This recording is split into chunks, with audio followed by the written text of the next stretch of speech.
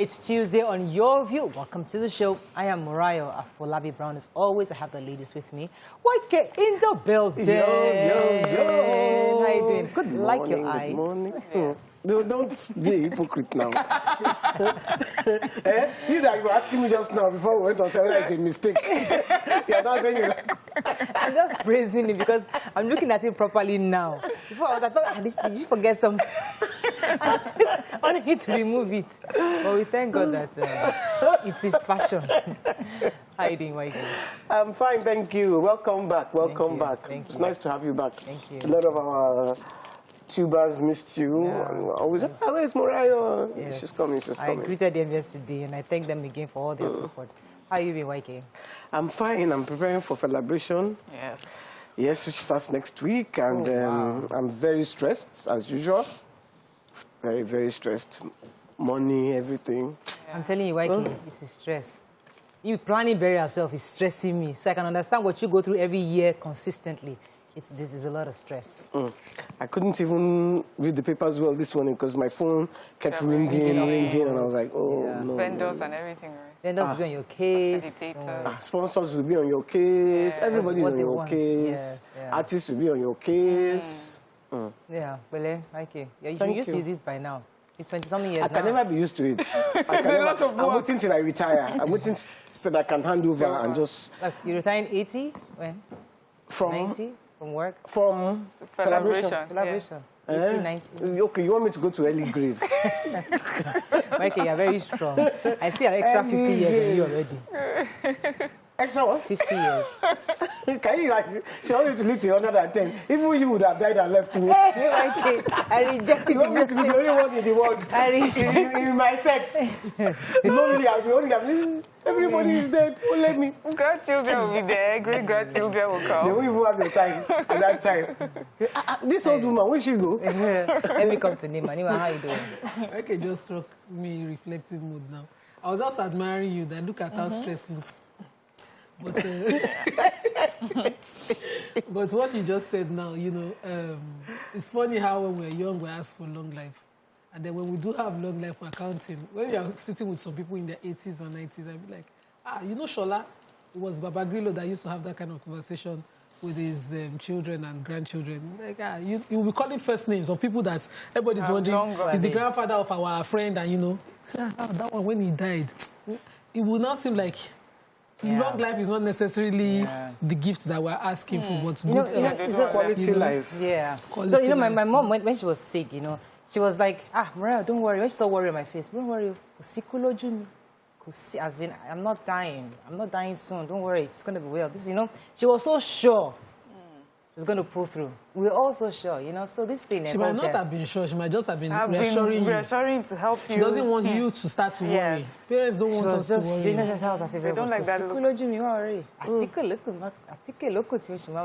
Yes. You know, It's just give you positive Very minds. sad.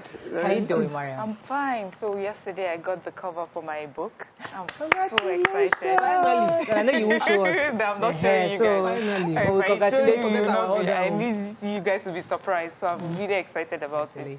It's finally coming Exactly how in you fruition. want it. Yes, exactly how I want it. So now we're done with the digital part. We're trying to get the hard copies. We need to do a proper launch for this book. How do we? Are you planning something? Or, I mean, how do we need to sit down and have a committee for this launch. Do you need a committee? Okay, what do you call committees? No, a proper Let's just plan As in, I mean, this is a book that's going to be very impactful. Yes. We don't just give it any kind of launch. It's going to be a proper launch. Get certain people in the industry, within that sector, that are important to this kind of book. Let's make it happen. Let's do something good. Congratulations. Thank you. Tomorrow is World Day. Today is World Teachers Day. Yes, Yes. greet them. The Celebration Schools debate. So we'll be mixing with teachers. I just want to say well done to all teachers out there. Yes. Fantastic. My friend is taking a break today, Yeah. saying that, you know, it's their day and they'll be resting. Congratulations. Congratulations. But All they're not Teachers teaching Day. Teachers are not We need really World well Traffic appreciated. Day. So that everybody So everybody will sit at home. All right, let's go on a I break. like that. When we return, we go through the front pages of the papers. Stay with us. We'll be right back.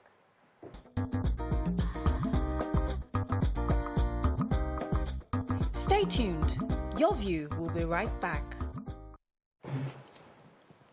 Right. Let's start with the Punch. Tension rises in southeast. Military begins operation against killings and others. Picture here of flooded areas in Thailand after tropical storm Dianmu caused flooding in 31 provinces. Woman dies in apartment. Missing 2-year-old's body found in canal. Over 500 Niger local government community under Boko Haram says resident. Strike suspended for salary payment on IPPIS. No work, no pay. Unresolved NRAD. 567 million required to hire 1,000 workers for Lagos Ibadan rail operations. South states back Rivers on VAT suit. Plan security outfit. Billions of dollars lost as Facebook shuts down 2.9 billion subscribers. Nigeria used 1.74 billion liters of petrol in August, says PPPRA. And Nigeria's service debt with 1.47 trillion naira first half 2021, says DMO. Okay. So major headline.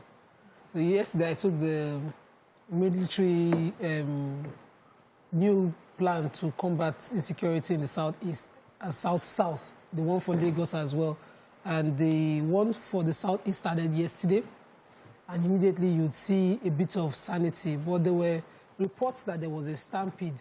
Some people have blamed it on them, but that wasn't clear in the reports in the Punch. Just that the Commissioner for Information and Strategy in Imo State announced that it was unnecessary that there was a stampede, but this was a necessary intervention by the government, by the military in that state. And I think it's a good one because so the army has launched exercise Golden Dawn in Anambra, and they're already parading streets. In the report, you can see barrel pushers and all of that, people clearing off, taking, staying away from the people streets. Must feel safe. Safe, yes. That's the most important thing. I hope that they do this to win the trust of the people in them rather than fear, because there was a time when there was this show in the southeast and people were averse to it. Yeah. They felt it was against the people. Right. I hope that restores sanity. In another paper, I took a similar story, but that story says that most of the people have stayed home because in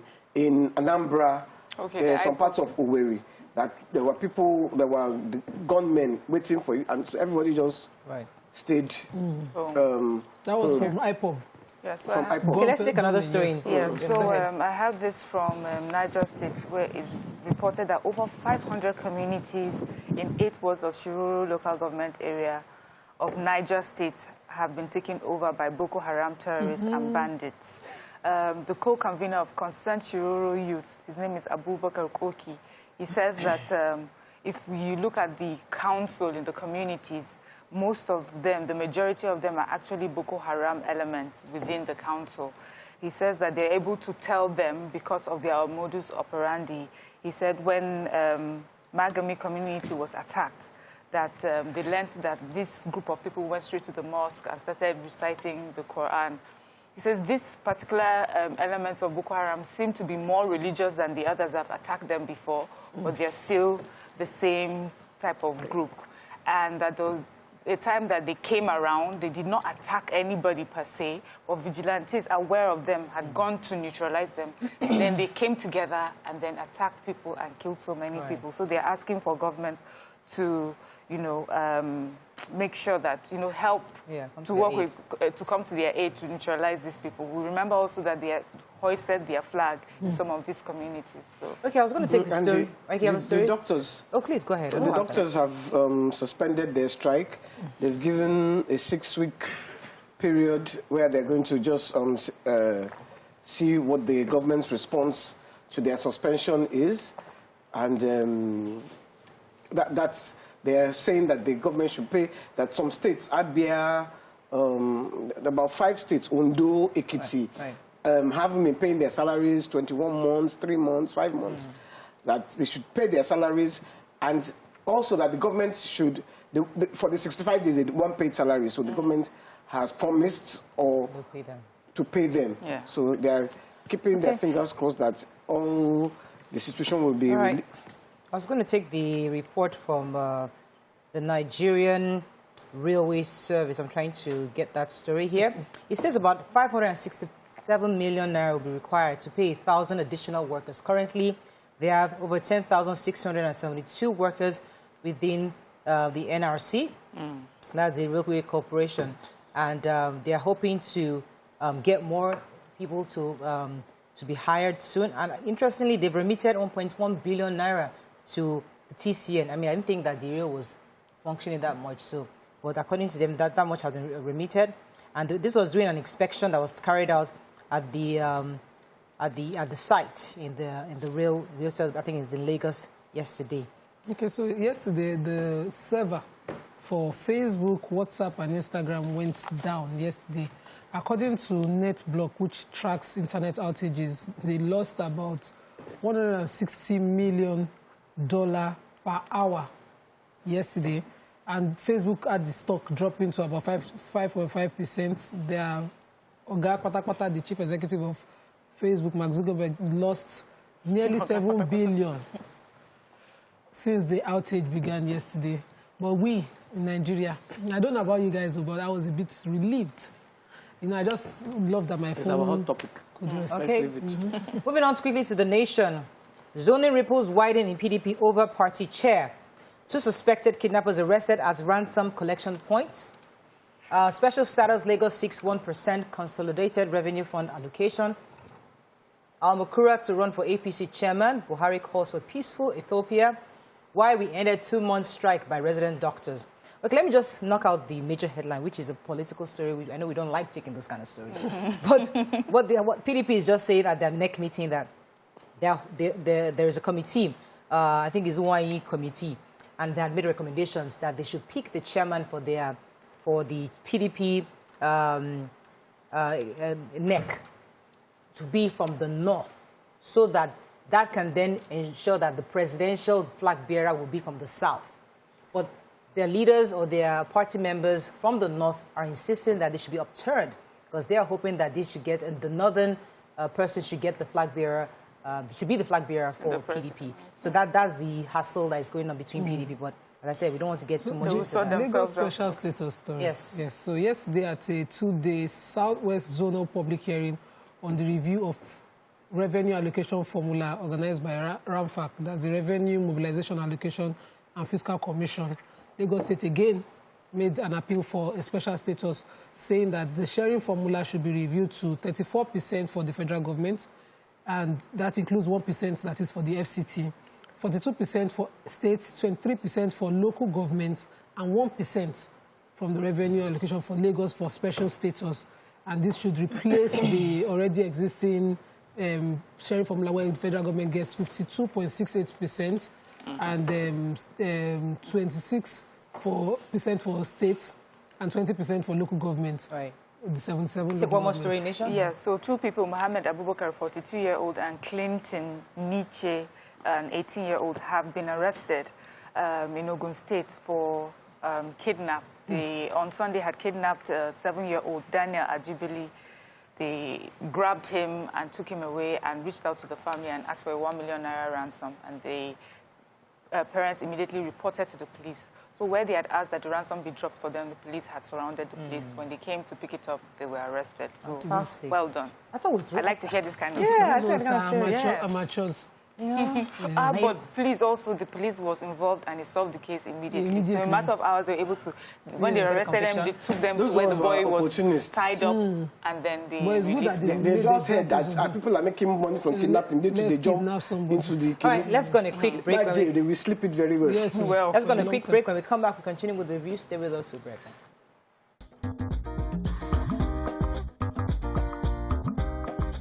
Stay tuned. Your View will be right back.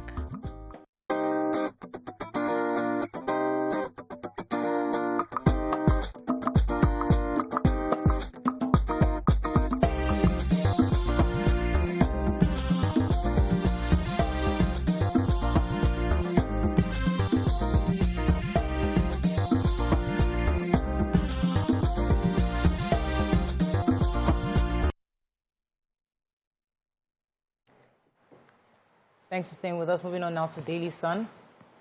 Finally, UK blacklists Nigeria's COVID-19 vaccine certificates. Sit at home, shooting in Imo, hoodlums on rampage in Aba. Fiscal federalism. Lagos demands 1% revenue allocation formula. Ndubuisi Kanu's bureau activities begin tomorrow. Respite as resident doctors suspend nationwide strike after 63 days. And Supreme Court reserves judgment on Executive Order 10. Major headline, please. Simple. You have that, Waike. Go ahead. Go on. Okay. I will interject. Okay. The United Kingdom has relaxed their COVID restrictions for 50 countries. Okay. And hopefully, well, even though we're hoping, we did not make it. They excluded Nigeria and several other African countries from it. So these are countries where their COVID certificate is not trusted. Vaccine certificate. So when you get there, you still have to be tested upon landing, isolated compulsorily, and, you know, before you go into town, take another test. Mike can tell us to verify that, because I know you just got back and can tell us how do that the 2-day test, 8-day test. You will be released after 10 days. You can do tests release after 5 days, but you still need to do the 8-day test. And it all costs money. It's never free. But they've said, but the commissioner, the UK commissioner, is denying it, that it's not true that they don't trust the vaccine. But people who have, that's where we are going, Gongo. People who have traveled have said, look, this is what is happening. They're not trusting our vaccine. When you say the certificate, when you say you are coming from Nigeria, you will still isolate. Unless you... So is it that they don't trust that our people have taken the vaccine, or that the one that they gave us, they don't trust it? That's where my own question is. I think the certificate is supposed to show that you have taken it. So and there have been stories we know of people who have paid to claim that they have taken it if they have not. And maybe they've heard those stories and want to verify that you are not, you know, you have the COVID and take it to them. So I have IPOP. So. Her name is lying, sorry. Dismissed as untrue reports suggesting that the COVID-19 vaccines administered in Nigeria are not approved by the UK. So she's denying it. But the travelers are saying it's okay, let's take the other story. Sit at home, IPOP. Shooting in Imo and hoodlums on rampage in Aba. They say so in Nnewi, that's Anambra State. They say that people completely complied with the sit at home, and that even though IPOP had sent a message through their publicity secretary, and also did not only warn hoodlums, but said it will set up a committee to deal with them. Despite these warnings, hoodlums have continued to enforce the sit-at-home order. And many people stayed at home also because of, you know, the recent rampage by gunmen on DSS, FRSC, and also Mr. Joe Ibukwe's home. So they're also saying in Aba is the same story.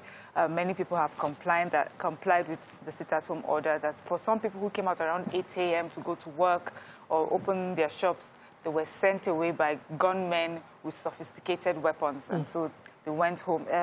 They said, although in Owerri, places where, in Owerri, there was also panic as banks, filling stations, and schools were also shut down. But then they said some places, students and pupils were sent back as they were on their way to school.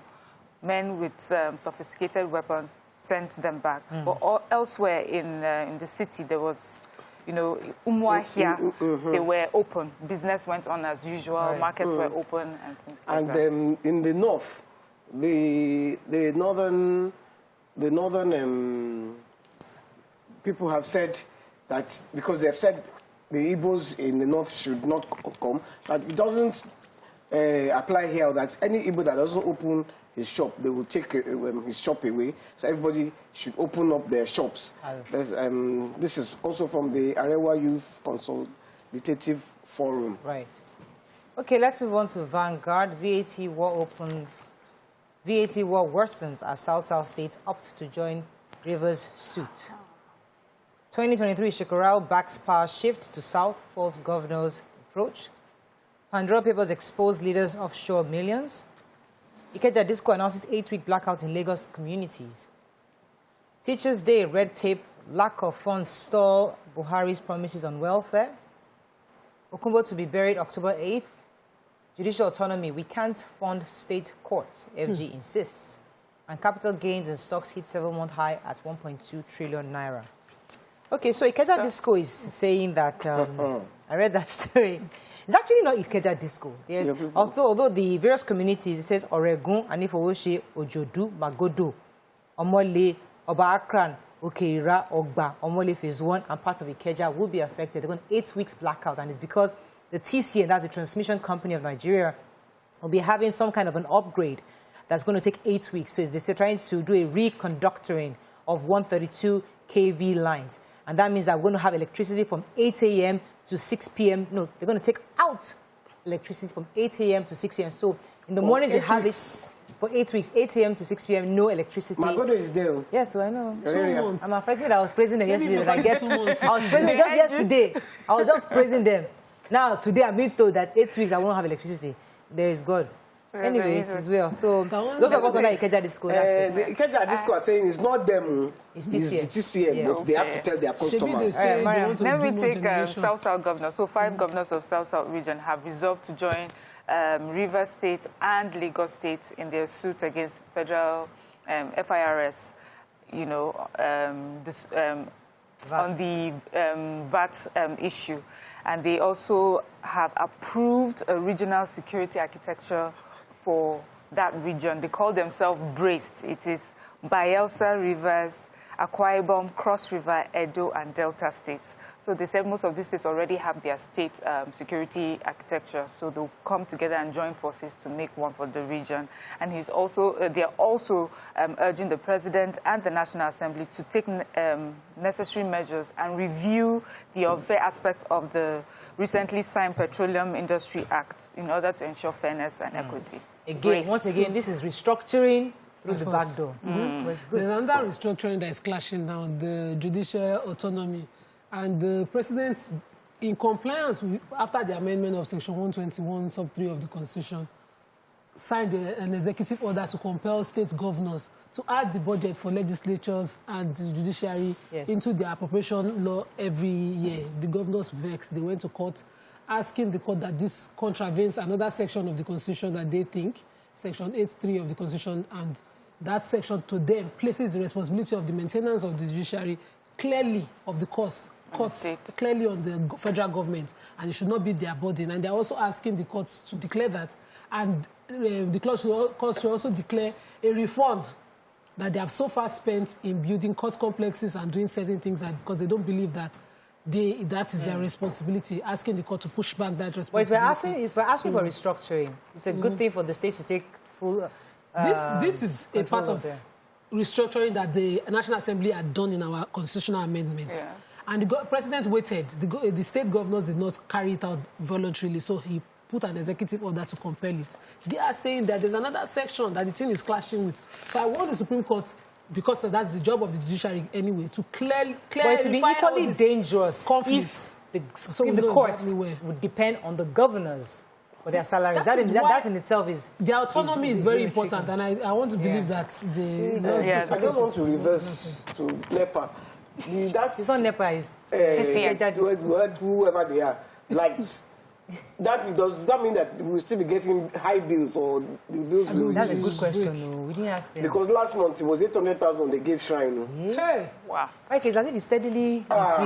By the time it was 300-something thousand, we're still complaining. I think when I saw it last month, 800, I wanted to faint. Is that how they bring the light? Which light like that? Are you not buying this? I go to the shrine and I hear them all the time. They say we are high commercial. Okay, let's move on. But just, I want to know. So 8 a.m., that's a good question. We should ask them. Since they're taking out between 8 and 6. For 2 months. Yeah, that's good. Really? Nigerian Tribune. Revenue allocation formula, I think Nima took that story. Again, Customs seized 1.7 billion naira pangolin scales in Lagos.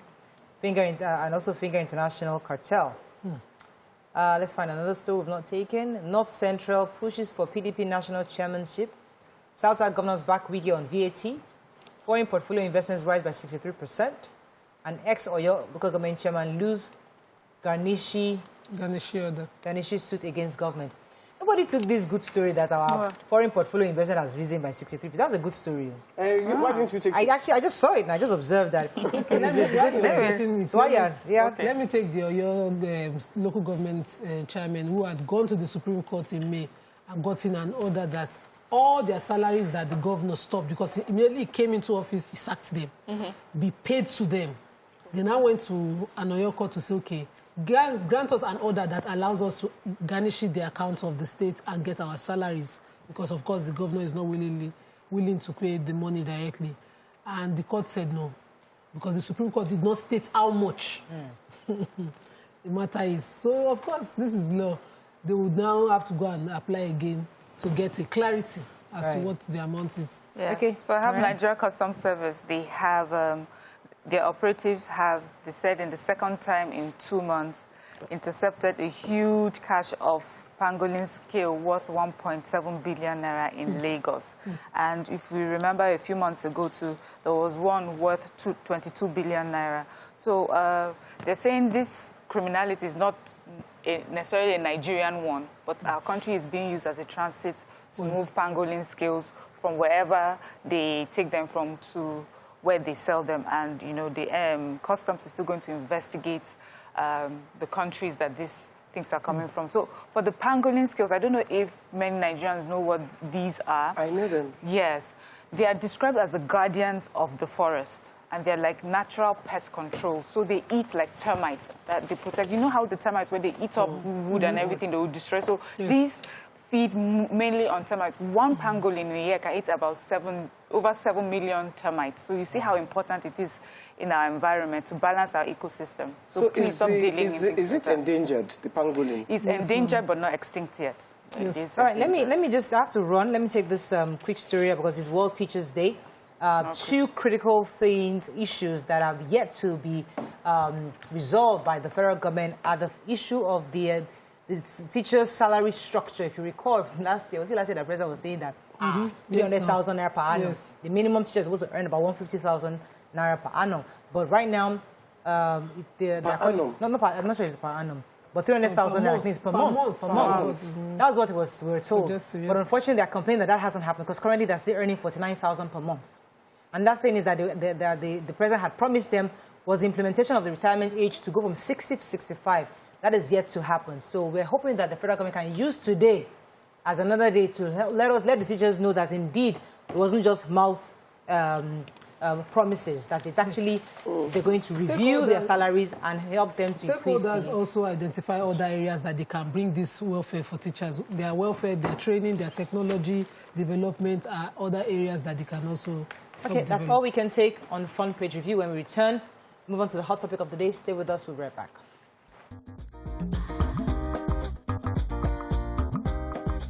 Stay tuned. Your View will be right back.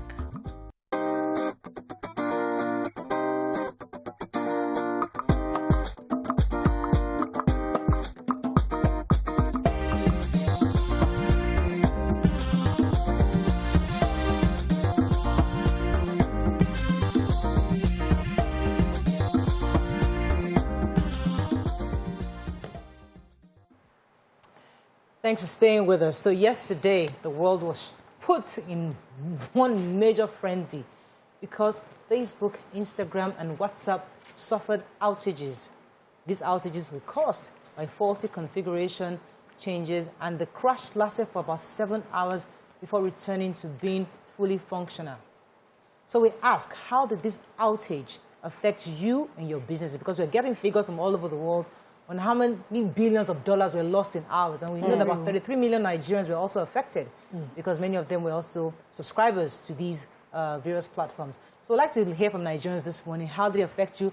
What was your own reaction when you found that Facebook, WhatsApp, and Instagram were not working? Please call us on the numbers 081 270-53687 and also 091 930-76948. You can also send us messages on YouTube and on Instagram and on Facebook. We'll be happy to hear your message, to read your message. Okay, let me start with Mariam. You want to start? Yes, you don't mind. It's funny because yesterday earlier in the day, I was talking to somebody about sending me quotes for something. And the person was like, I will send it to you. And I waited. And I refreshed. And I just thought, this person is so unserious. And you think, you know, if I had made a decision based on that, for me, it was until this morning before I realized that something had happened. Because I just was wondering, first of all, I thought, what's wrong with my phone? And then when I could not get any message from this person, I thought, this person is not serious. In the end, I'd put my phone aside and was just working, Let me show how attached we are. Like, our entire life is around these things. I mean, when you saw that, because, you know, I didn't know.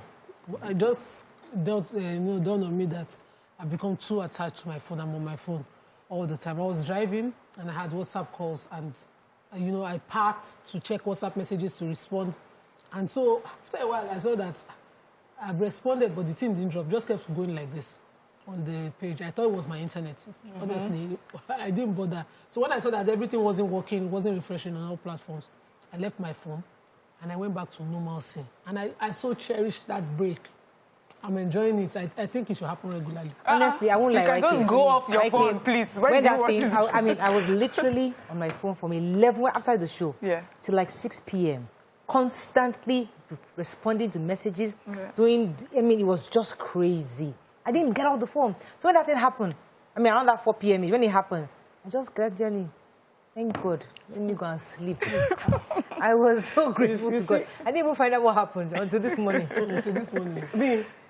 I had some messages to reply. And if you know my WhatsApp is like this, full. I have messages from my birthday that I'm still responding to, saying thank you, sorry, but...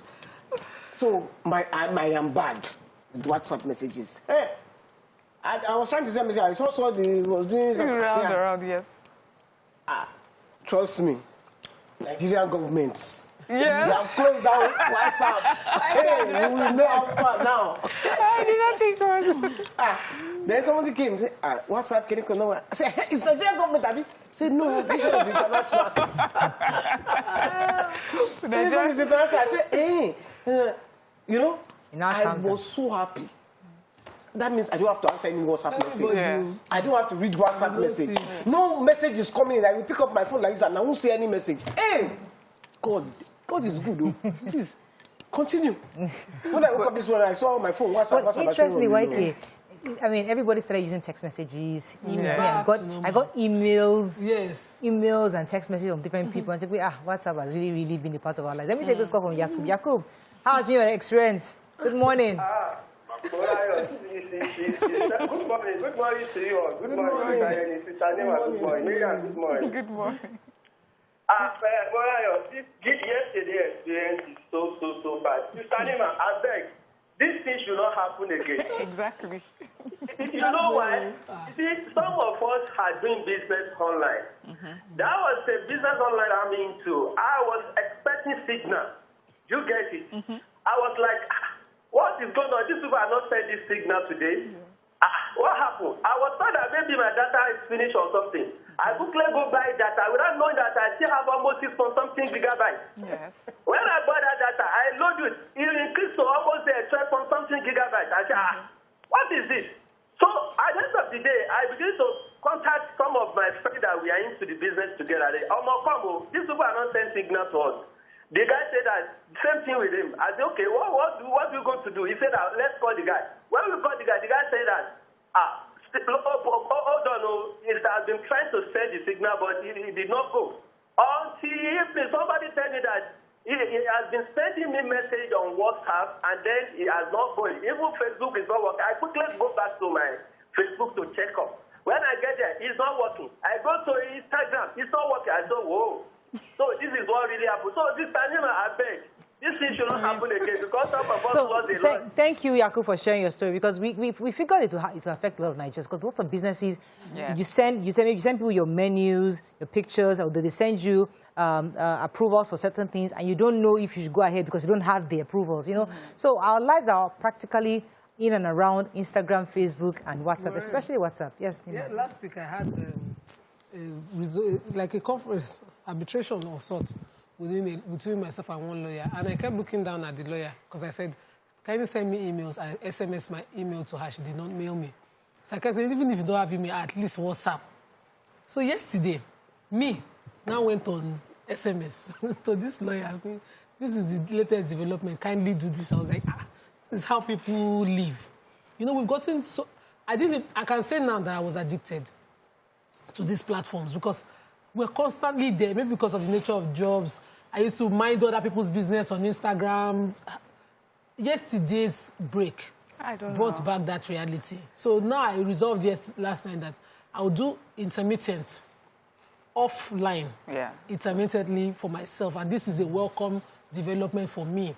and it didn't affect me financially. Yeah. So I don't want to talk about businesses and all of that. Okay, for me, I guess there are some things because of celebration. I have to keep on checking my WhatsApp, but I have to be very honest.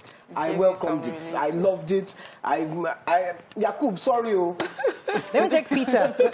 Peter, are you there? Then I'll come to Miriam. Hello, Peter. Yes, I'm here. Go ahead, you're live. Auntie Moyo. Auntie Annie, good morning. Morning. Yes, please, it was a welcome development. WhatsApp and Facebook can be shutting down like that once in a while. You know, yesterday, me and I clear of how long I've taken a rest away from my phone. I'm somebody that is always online, marketing, and you know, everybody now has a very good excuse not to be online. So whoever the client is, let him take break. All of us did break. Yeah, all of us did break. Thank you, Peter. Yeah. Mark Zuckerberg, yeah, go ahead. yeah, so for me, like writing my book, the illustrator and I have never met physically.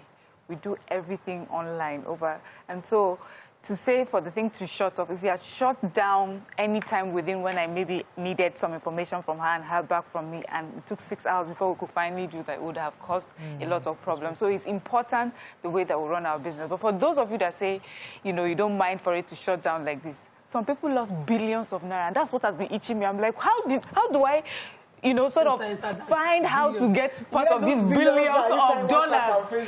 People are losing billions of dollars in hours. My daughter says, praise God, leading my people to freedom. When she saw the WhatsApp, says, praise God, leading my people to freedom. Because we are prisoners of our phones. Absolutely. Our children don't get to talk to us because every second you're doing... You know what my husband did yesterday? Anything happened. He just, because he likes Facebook, he could talk on Facebook. Just put the phone down. Now put the pillow next to me here, so let's talk now. What's going on? I said, oh, now you want to talk to me. You now put the pillow next to me here, yeah, let's just talk what's happening. I said, now you have my time because Facebook has shut down. Husband and wife, boyfriend and girlfriend, partners, they don't talk anymore. Yes. Everybody's constantly... Then you see something on your phone, you say, check, look. Yeah, that's it. That's it. Let me take Jane. Sometimes my husband will say, send me a WhatsApp. Jane, are you there? Thanks for calling. Yeah, good morning. You're live. Go ahead, please. Yeah, this is the first time caller. Welcome to the show. Yeah, thank you so much.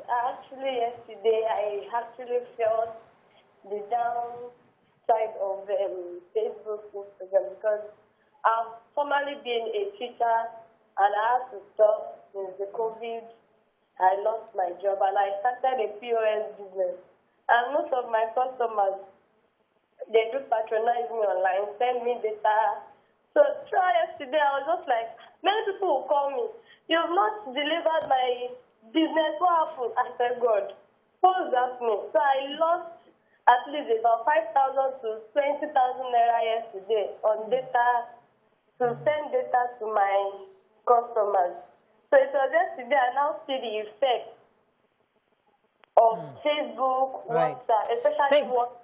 Thank you, Jane, because that's the point we're driving now. So this people across the world, they've lost billions of dollars. But this is an average Nigerian saying she's lost at least 20,000 naira. So the question, therefore, is that can we confidently build our businesses around these platforms? Or should we go back to the traditional way of doing business? I mean, because can we actually depend on these platforms? Because we saw how many people lost their businesses to Twitter, and this happened again. Let's go on a break. When we come back, we'll discuss this. Stay with us. We'll be right back.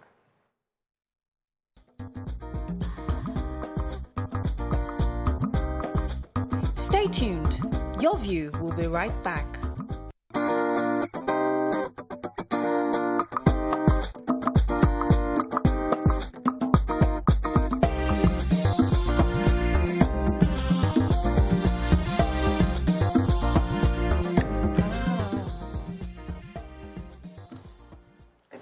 Thanks for staying with us. We're still discussing the outage that we experienced yesterday, and we're saying that can we trust these platforms for our businesses, especially we learned from what happened with Twitter, and even YK thought it was Nigeria that actually caused this problem.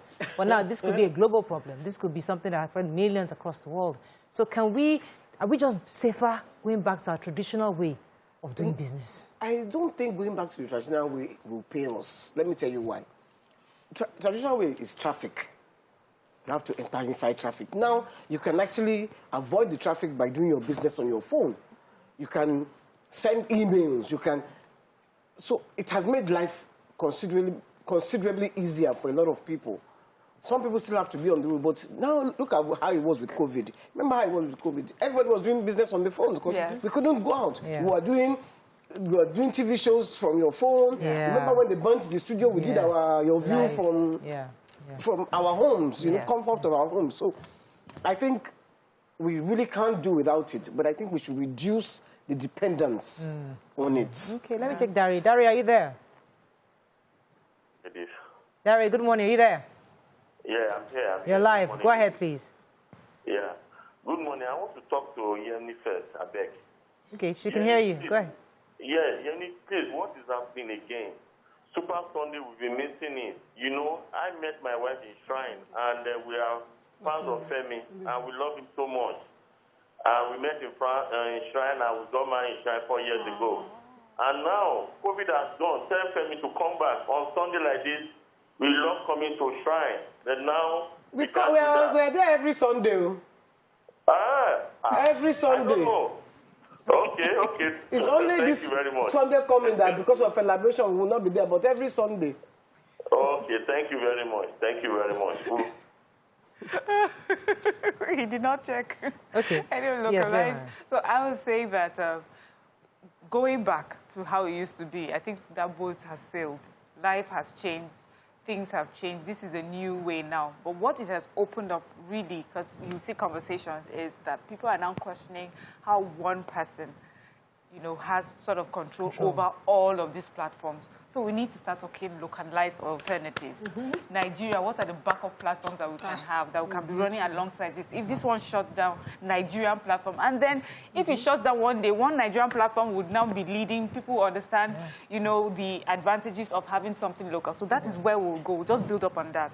That's a fantastic point. No, we've been asking them since, you know, now everybody is doing cloud. We don't always push our own.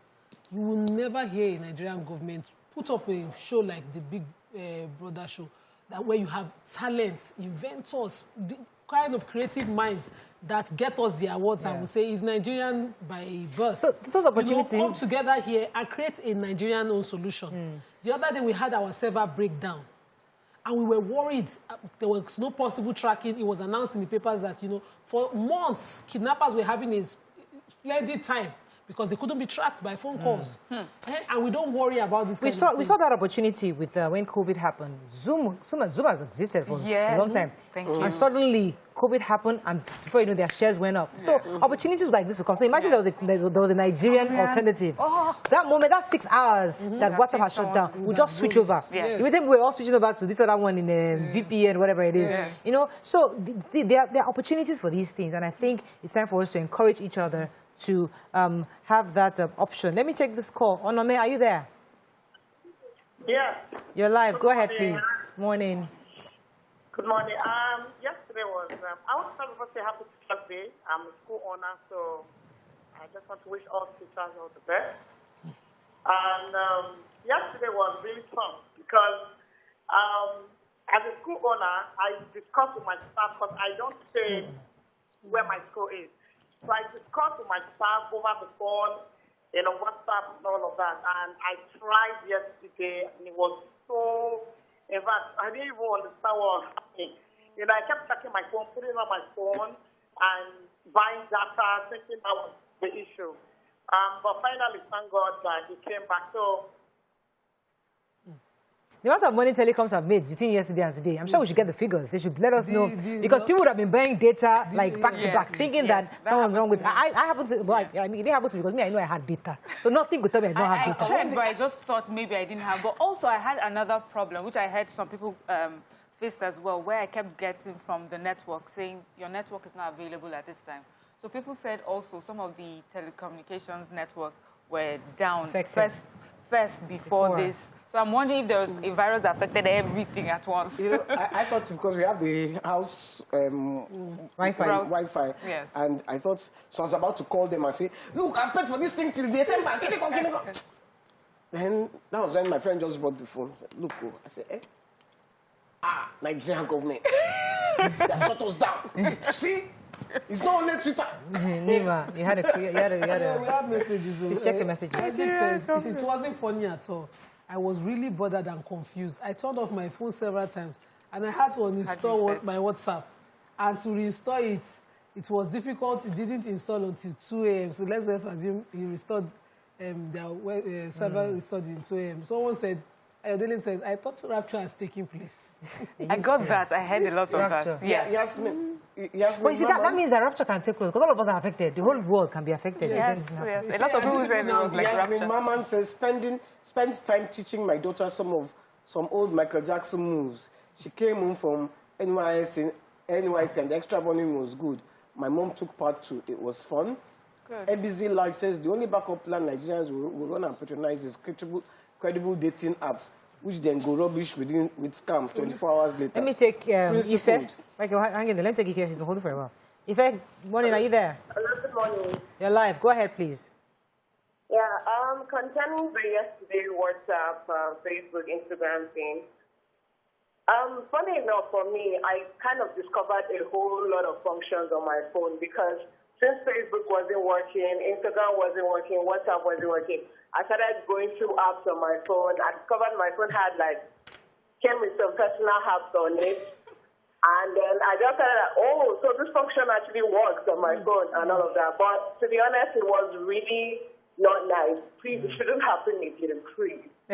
Olusegun says, it's not clear that most of our businesses it's now clear that most of our businesses are at the mercy of Uncle Mark Zog. It is high time we began to develop our own base social media platforms.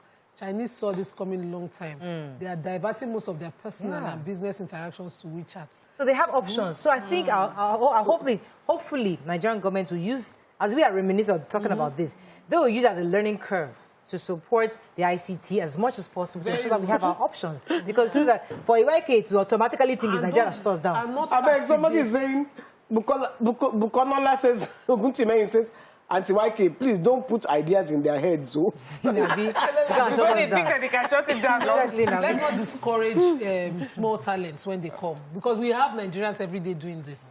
We boast about Nigerians in ICT in Africa as the hub.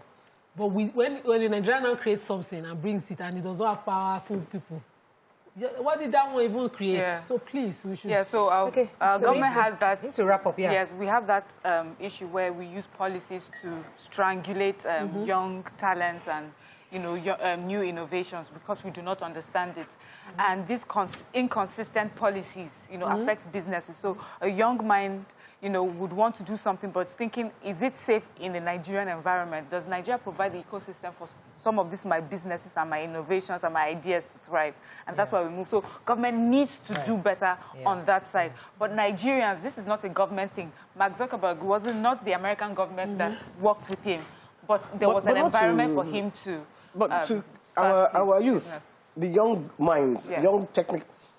The phone apps. It's the young boys that did it too. Yes. It's all these phone apps that we use, a lot of these apps. So all they need to do now is transfer that energy into social media, but they are actually thinking. So we are laughing about it, but the truth is that it's not. We expect that government is not laughing about this and to taking it seriously to encourage young people. We have to wrap up with this, but I think we hope that those of you who lost money will be able to make and recoup on your loss. But I know that Mark Zuckerberg is licking his fingers right now, but I'm sure he will get over it.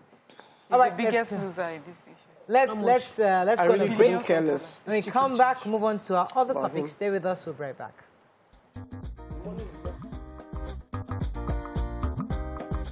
Stay tuned.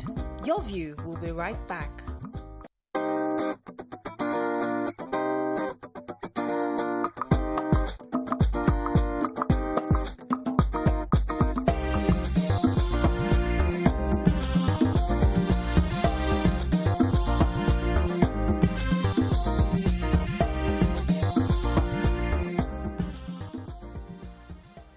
Thanks for staying with us. So according to United Nations, October 4th every year, which is yesterday, is World Habitat Day. And the theme for this year is accelerating urban action for a carbon-free world. So commemorating this day, we have an environmental analyst who has partnered with different tiers of government in delivering sustainable solutions for the growing Lagos metropolis. Welcome with us, Tade Cash. Thank you. Good to have you on the show. Thank you. Thank you. So yesterday in the papers, we saw at Makoko, I mean, that's always everybody's reference point when it comes to environmental decadence, obviously, because it's a huge community that could actually generate revenue. But unfortunately, environmental degradation is one of the issues with that environment.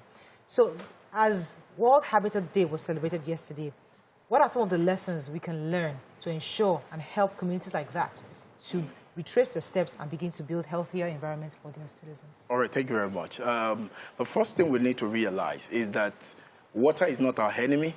And like the late legend would say, you know, let me use Yoruba now. It would say that water is not an enemy. And so we have to learn to treat the slum as an opportunity where people are coming to find a livelihood for themselves. So all that we need to do is to find a way to upgrade this place, because you cannot eradicate slum. They are everywhere in the world. What you just need to do is that the more urbanized that we are, the more the urban poor we are going to have. I mean, people will be coming to find a way in the city. So all we need to do is to create an enabling environment to use the resources that is embedded in the same environment so that the people can find their own livelihood. The government cannot provide livelihood for everyone. Now, but what the government could do is just to provide an enabling environment. Some people have found their own habitat in a place where it may not be comfortable to you and I.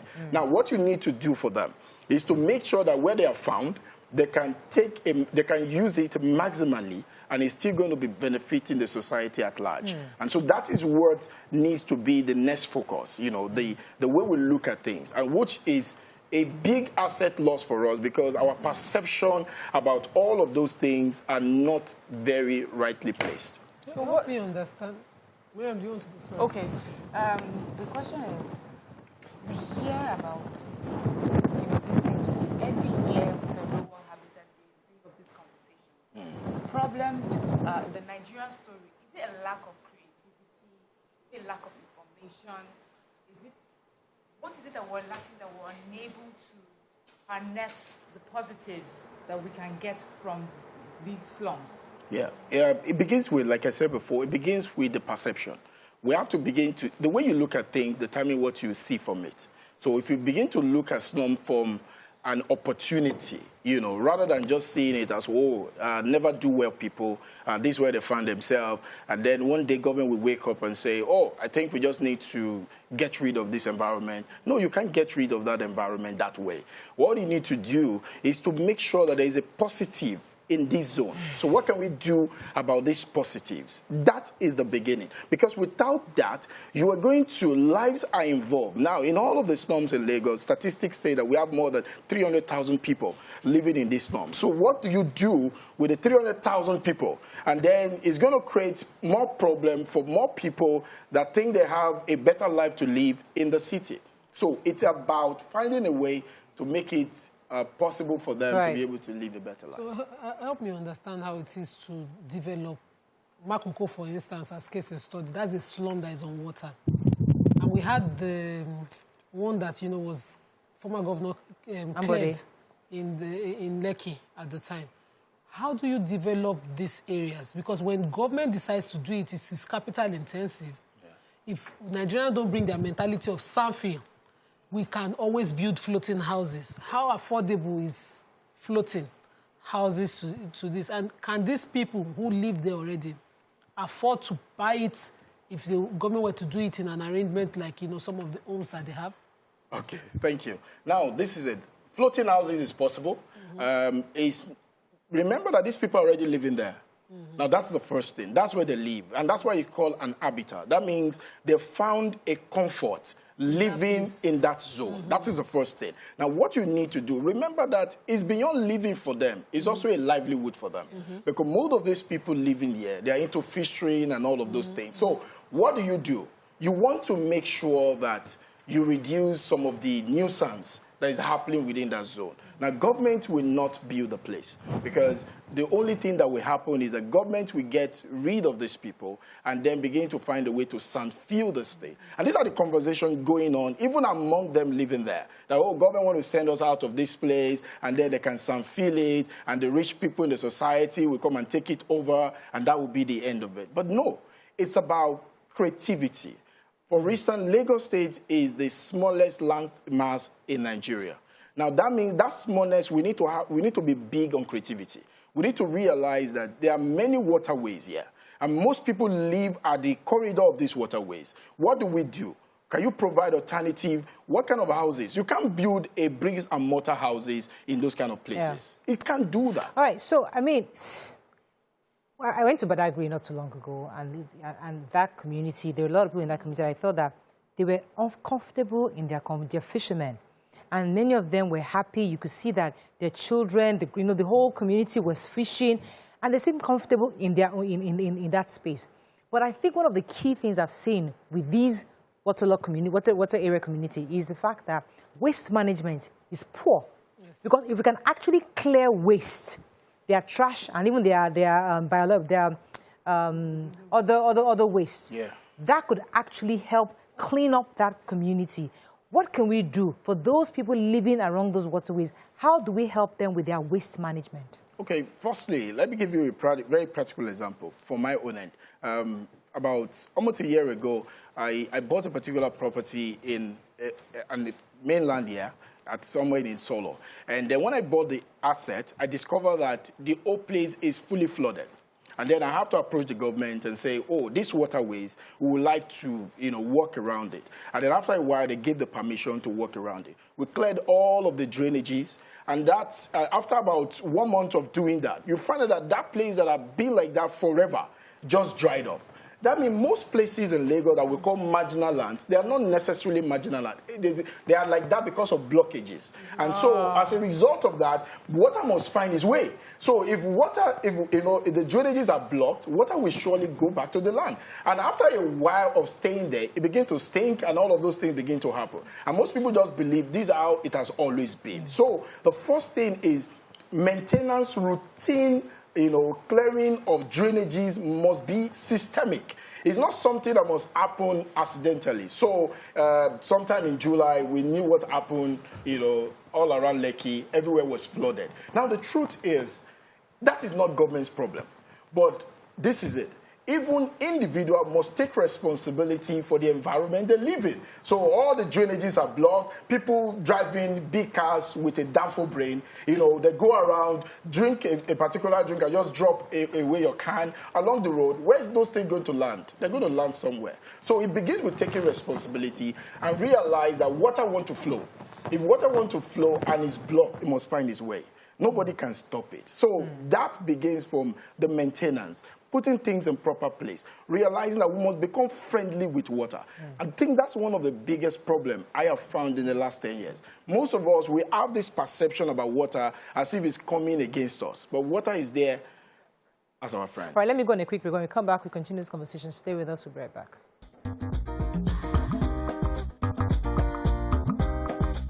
Stay tuned. Your View will be right back.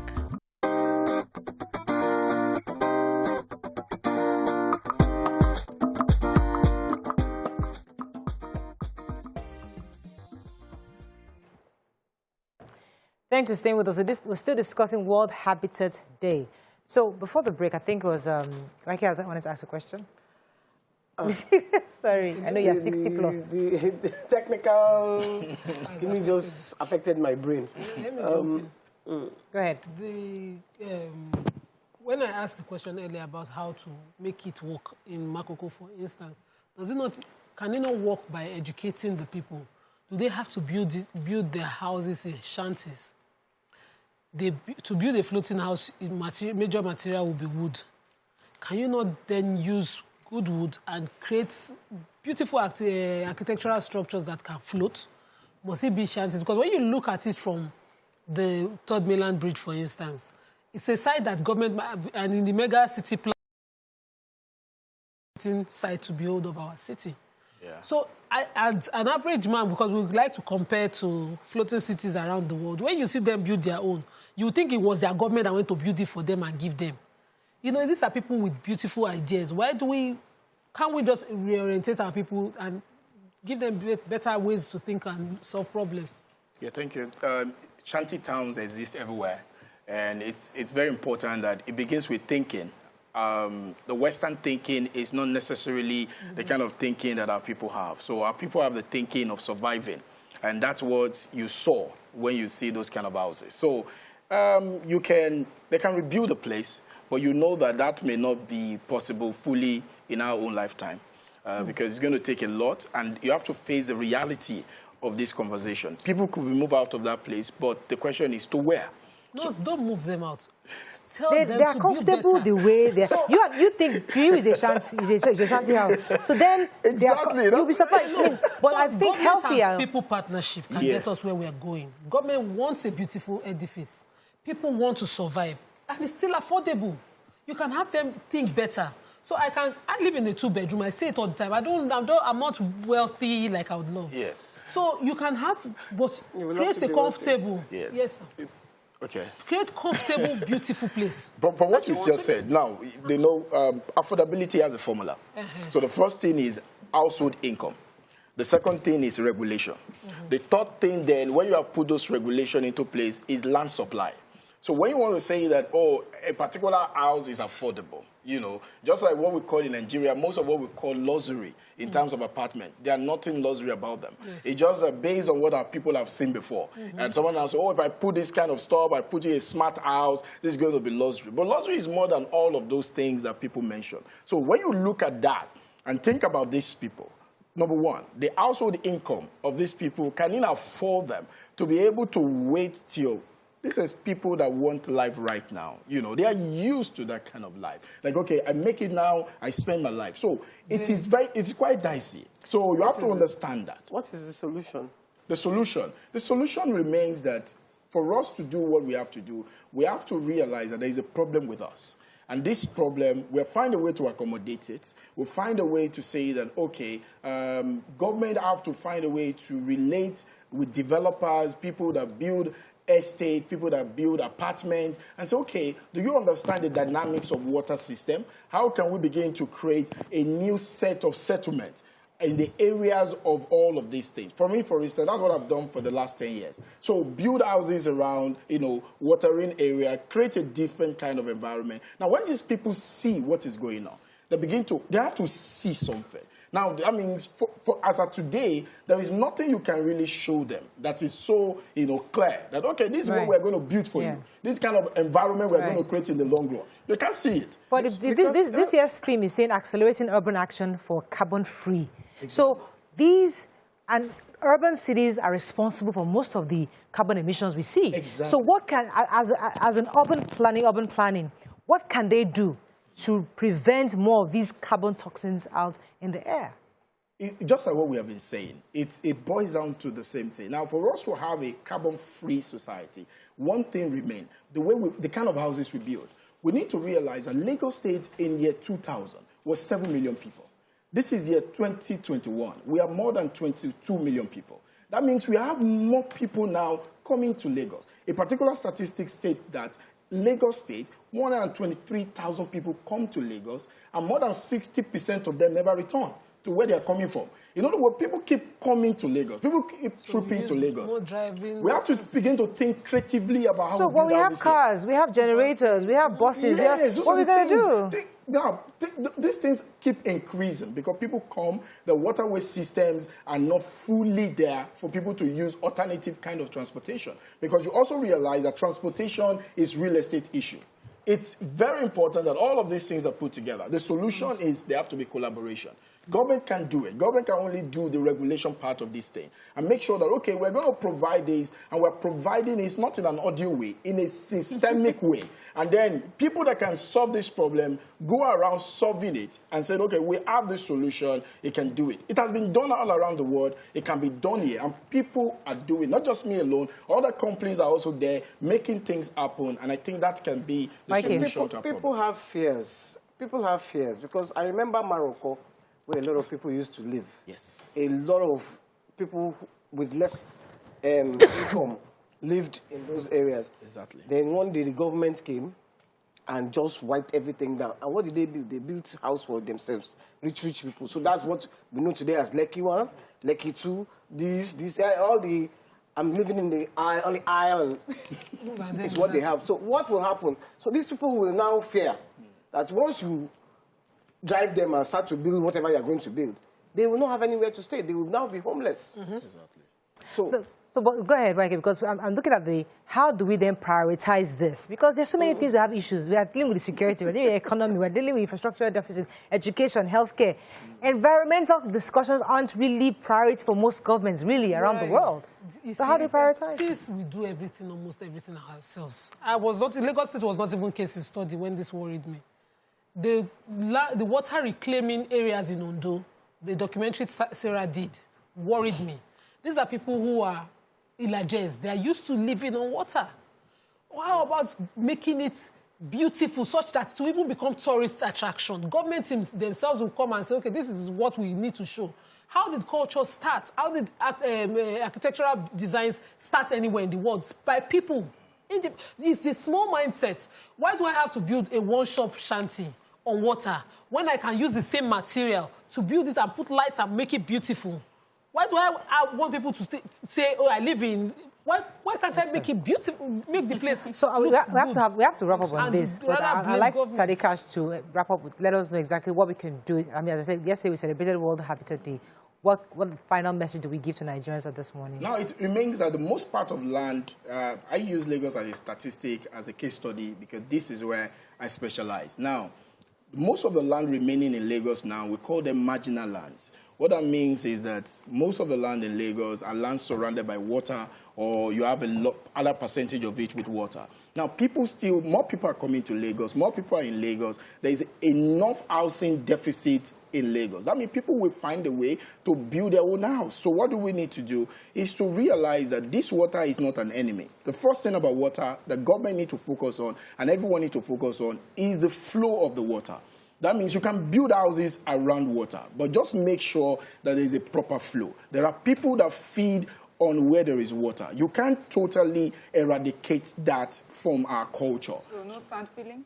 Now, there are times you have to reclaim land. Some land don't need reclaiming. They don't need a proper channeling for the land to be strong enough for you to either do piling or raft to build a house. And so those are the things. So developers have to work with government. Different people have to work with all of those things to make it happen. Like I said, that's what we have done in the last couple of 10 years. This year, make it 10 years. Yeah. We have been doing this to be able to help. Thank you very much, Adikash. It's really great having you on the show. Thank you very much. When we go on a break, we'll come back and talk about the last segment. Stay with us. We'll be right back.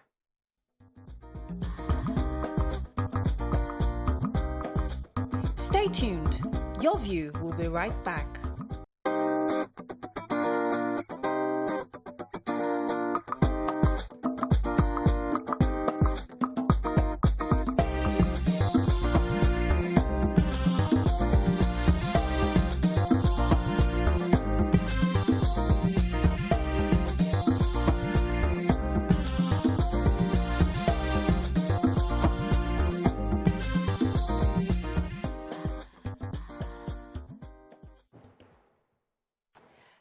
Thanks for staying with us. So the International Day for Older Persons is observed annually on the 1st of October to address the issues and challenges that elderly people face and look for solutions for them.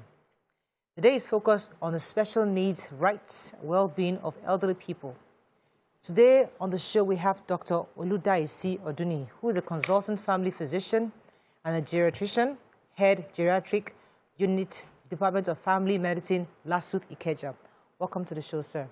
Good morning, esteemed ladies. Thank you. So, obviously, you care for the elderly.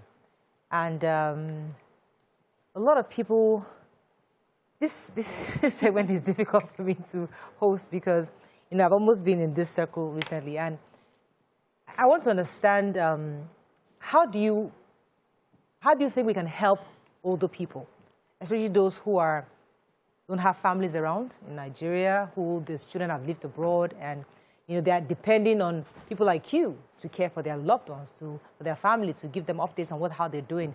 So what do you do to help people in that group to ensure that their families are well taken care of? And what can they do?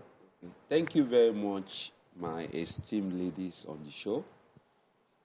As I rightly introduced, I will start this presentation by acknowledging my astute obstetricians, Chief Medical Director of Lagos State University Teaching Hospital, in person of Professor Adetokunbo Ofabanwo, for actually, he is an advocate of older persons.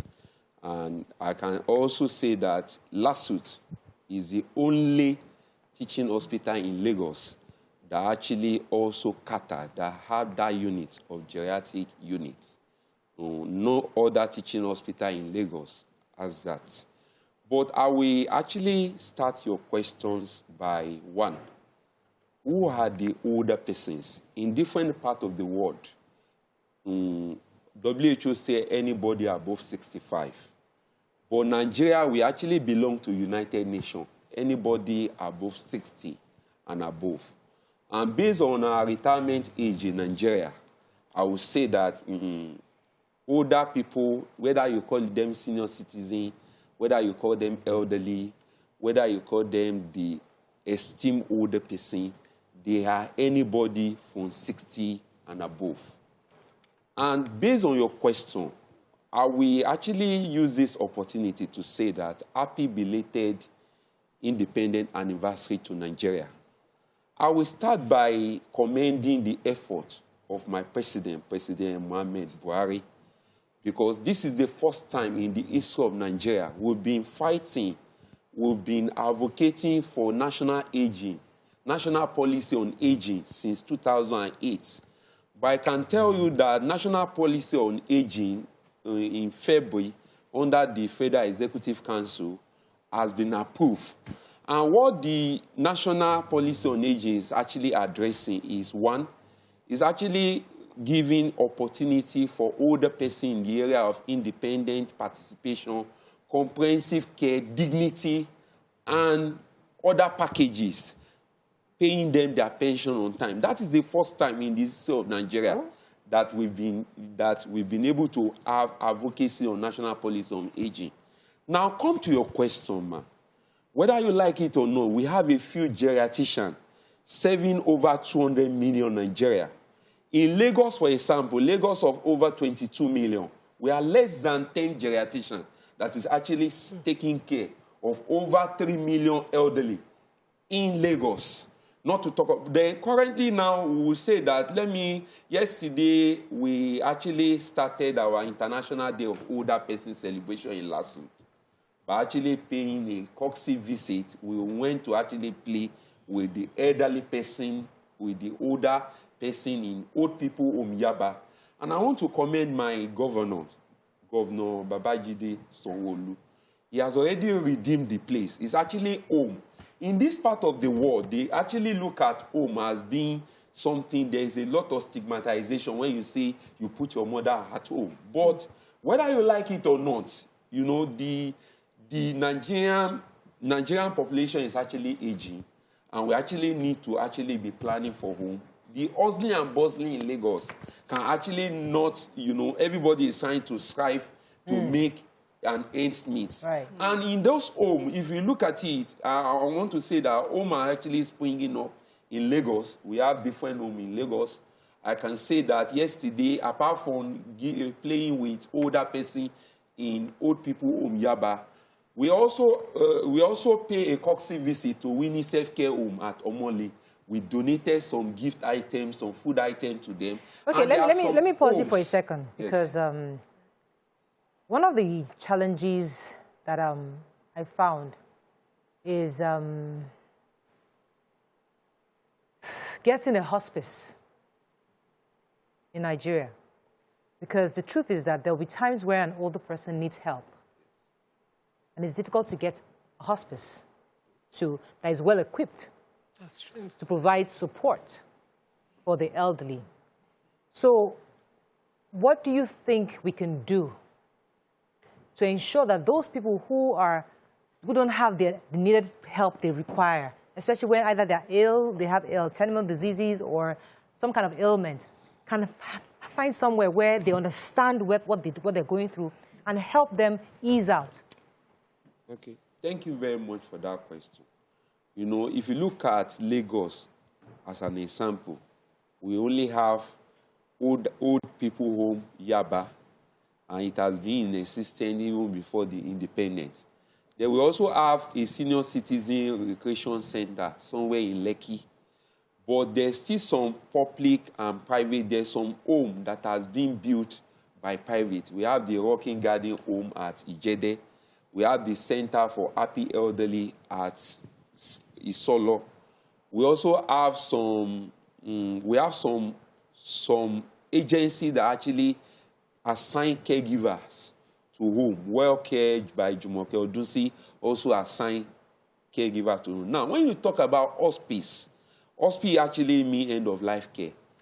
Most of these home, you know, yesterday I was actually talking to Dr. Adekola, who is actually in charge of old people home. They are being regulated under the Ministry of Social and Youth Development. The Lagos State government, under the leadership of Babajide Sanwo-Olu, actually ensure that what they're actually doing in home, even though when an older person wants to die, he should actually die in a dignified way. So some of the home that I mentioned can actually provide end-of-life care or hospice care to elderly that actually have a terminal disease that they are actually within, they have a few. So the thing about it is that the issue that we're having is that, one, in Lagos, for example, the home are being regulated.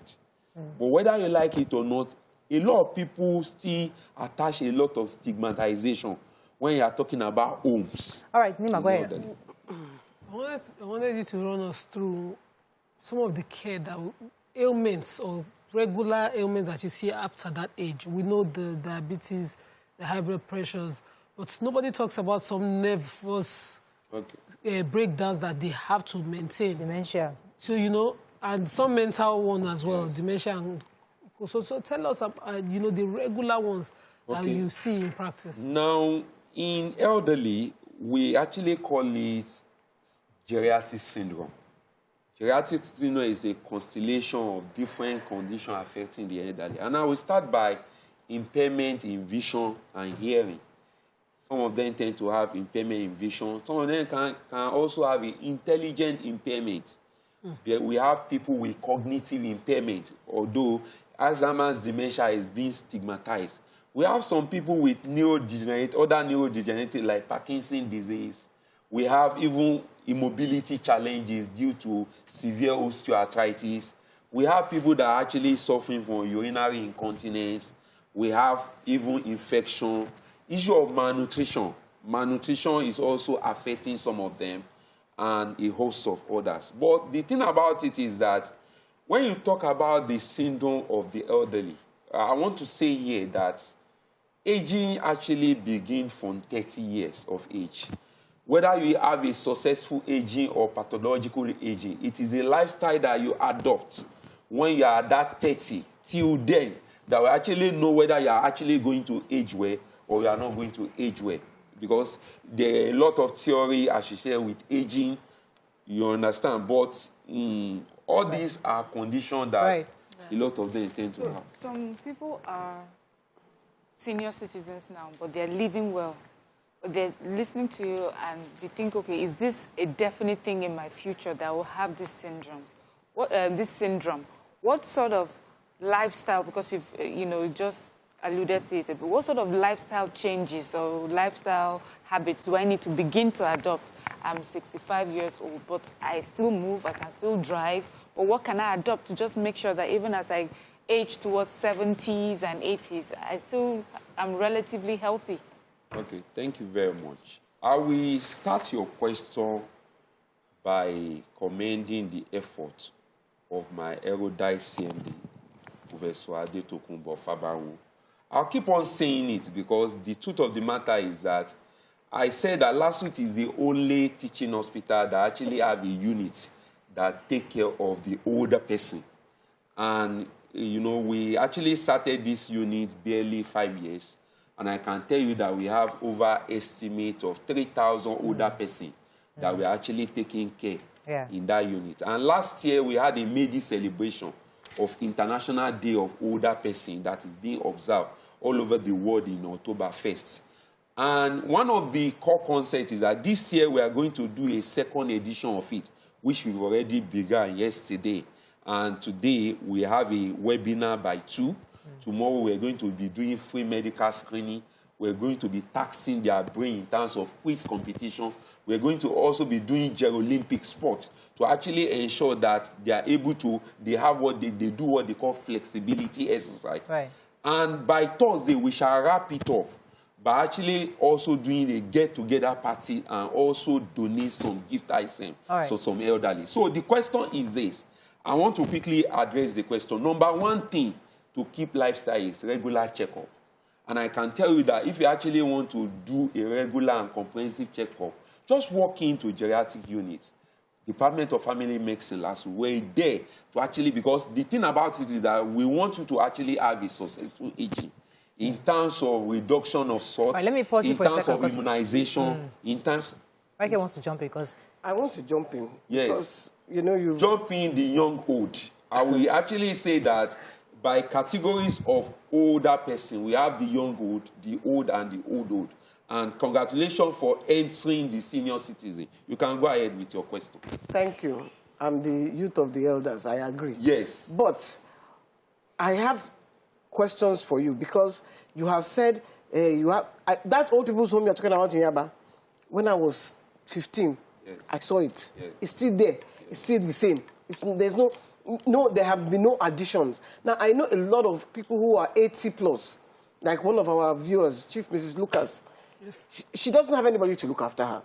She's very okay, but she still needs, at this age, at that age that she is, she needs carers. If she gets house help, if her daughter, there's another one, her daughter sends her phones. Anybody that comes to care for her will steal the phone and go.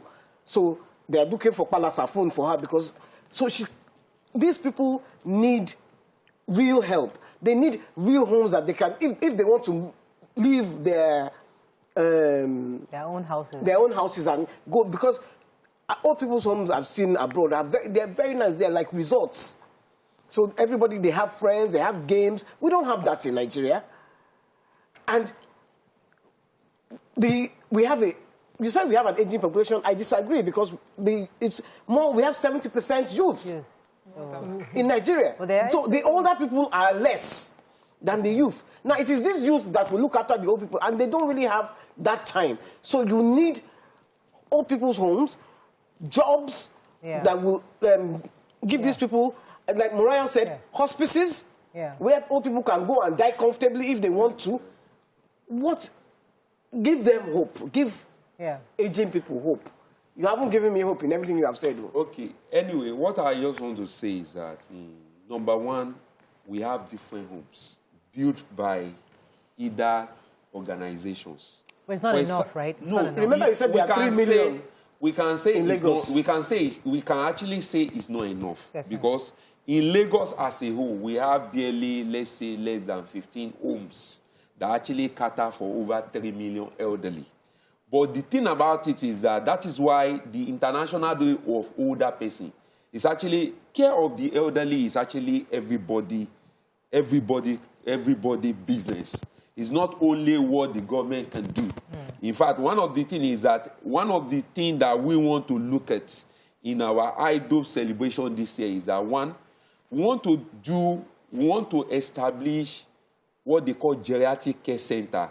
In one shop, they can actually have access to different specialists without necessarily say, take a letter. Thank you. You see, you are going exactly to where... So let me pause you because this point you just made is extremely important.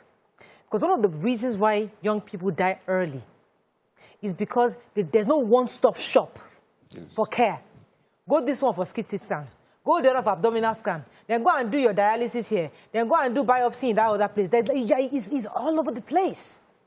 So I know these are great ideas. Yeah. But you see, for an average Nigerian watching you, how can we scale up this idea such that a lot of people can have access to this? I mean, just... Thank you very much. Let me quickly inform you that the only one-stop shop that actually gives a comprehensive care to the elderly is Chief Tunianini Geriatric Care Center at Ibadan. Okay. And currently now, in that place, you can have access to physiotherapy, to hide, they can do surgery for you. We want to do similar thing in Lagos. Currently now, let me commend the governor of Oyo State. Oyo State is actually consulting their own geriatric, which is one-stop shop. And similarly, under the leadership of my able CMD professor, we want to do that similar thing that they don't have to send. But the thing about it is that it's all started by advocacy. Advocacy is that it's for people to actually know that now that Nigerian population is aging, we don't, elderly are actually free. We don't want to say, go here, go here, go here. We want them to be given a dignified health care. This same Nigeria that you're talking about, pensioners are fighting everywhere for their pension. They are crying every day. Pensioners have been coming up and down. In Ogun State, they were crying. They don't give them their pension. This same Nigeria, how will you want an old person to even think when he doesn't have his pension? The thing about it is this. The national policy on aging has covered that they should treat them with dignity. And let me start from my governor. Let me start from my governor. My governor, Babajide Sanwo-Olu, pay pension regularly. And similarly, Seyi Makinde, of governor of Oyo State, pay pensioner between 20 to 23 days of the month before even pay the active worker. So we are saying that other states should actually emulate. I know there's some states that they are not even paying active worker. They call the governor Baba Fusa. There's some states that they are owing pensioner. But with the national policy on aging, the thing about it is that we are actually, what we are saying is that we are in a digital economy. Having worked for Nigeria for 35 years, I think a senior citizen should be, in fact, all these issues that you have to go and be queuing is absurd in this part of the world. We have to wrap up soon, but yes. I think my final question to you is, at what age can people start going meetings? Sorry, I pointed to you, okay. At what age should old people, in quotes, have a geriatrician? At what age? Is it 50? Before you enter the 60 or after 60? At what point should we have one? United Nations definition is from 60 years. Okay. So from 60 years of age, they should be having access to, and some of them we even and go. It's free. The thing about it is that it is actually very cheap in Lagos. You know, one of the things I want to do for... Are you saying if I walk into the last suit now, yes, I will be treated very fast, very... We will give you the best of care. Not because I'm an on-air personality. You are what? An on-air personality. No. If I come in with mask and you don't know who I am. We treat older person with dignity. And that is why we're going beyond clinic to geriatric care centers. Okay, we want that if they need any brain specialist, the brain specialist will come to them, not that they will go to the brain specialist. If they need a specialist in one shop. Okay. In one shop. Thank you very much. I must advise that if, just in case if Alhaji Lai Mohammed doesn't have his job, maybe you should apply. He seems to be a very good spokesperson for the government of Lagbaja of this. But thank you very much for being on the show. It was a pleasure having you on the show. Thank you. That is all we can take on today's show. See you tomorrow. Bye for now.